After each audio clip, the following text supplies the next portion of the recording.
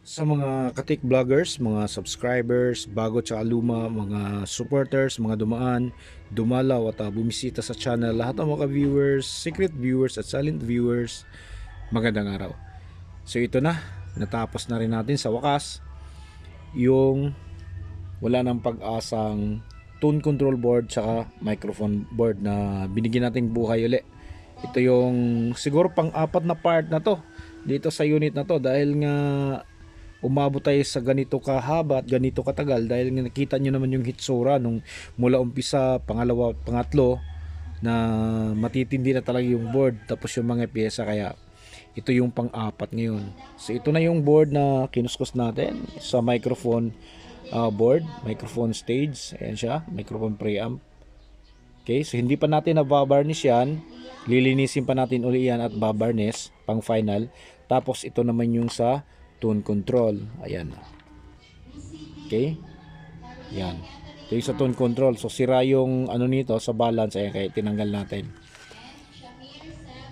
Ayan. Okay? So ngayon ipaparinig natin sa inyo kung ano ba yung tunog, kung talaga bang napapagana na natin to o hindi. At saka yung tunog na pinaparinig natin sa inyo nung nakaraang mga videos ay full frequency range yun. Wala pong tone control yun. Wala to. Yung galing sa full range signal, galing sa ating Bluetooth ay finifeed natin dito sa ating power amplifier. So yun lang, kung ano lang yung narinig nyo, pure full range po yun. Wala pong tone control. Okay?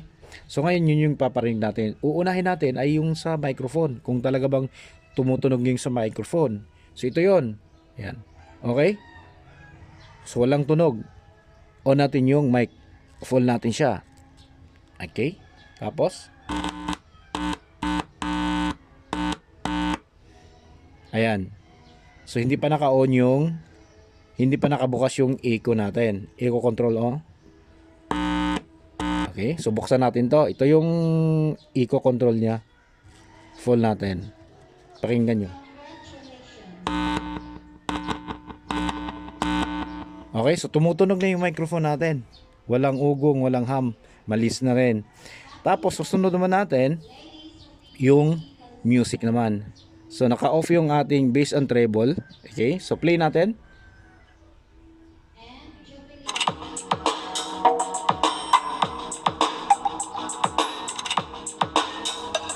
Okay, so pure mid yung naririnig nyo.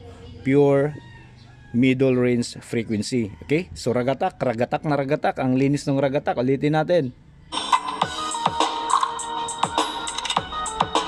Okay? Tapos lagyan natin ng bass.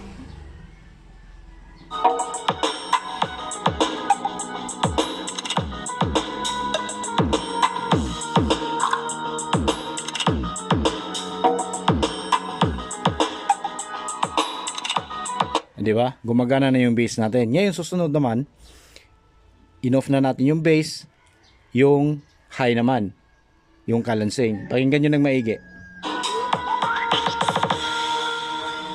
Balik, ayan. Balik natin konti, ano?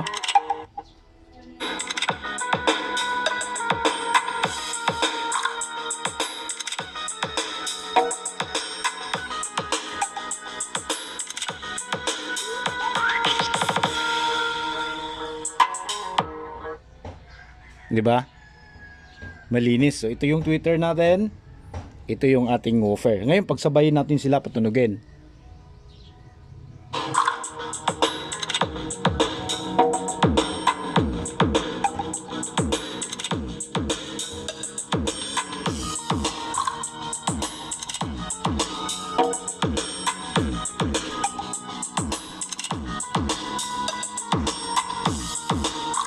Yun. So yun yung tunog ng nabuo nating amplifier. Okay na lahat ng board, nalinis na natin. So ang kulang na lang natin dito, konting ano na lang,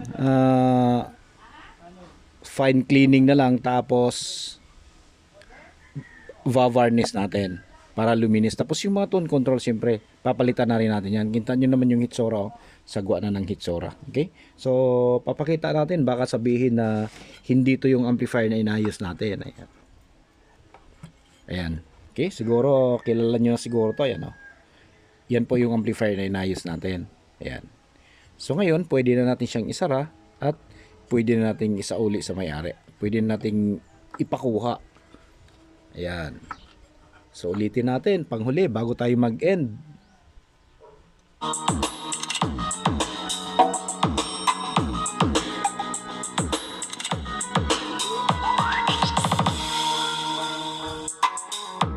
Okay, so hanggang dito na lang siguro tayo, So maraming salamat.